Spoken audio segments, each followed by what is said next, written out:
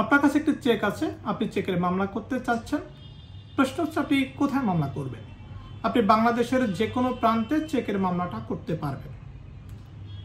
এটার মাধ্যম হচ্ছে আপনি যেখানে ডিজনার করাবেন।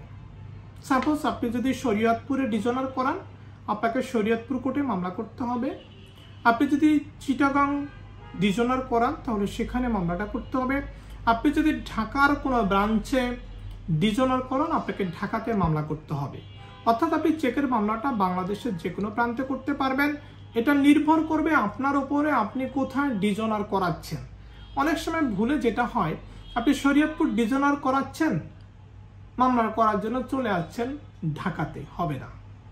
তো এই কারণে আপনি আগে, আপনার কাছে একটা চেক আছে, আপনি চিন্তা করবেন আপনি কোথায় মামলা করবেন, কোথায় মামলা করলে আপনার যাতায়াত সুবিধা হবে, আসামির যাতায়াত কঠিন হবে, এটা চিন্তা করবেন।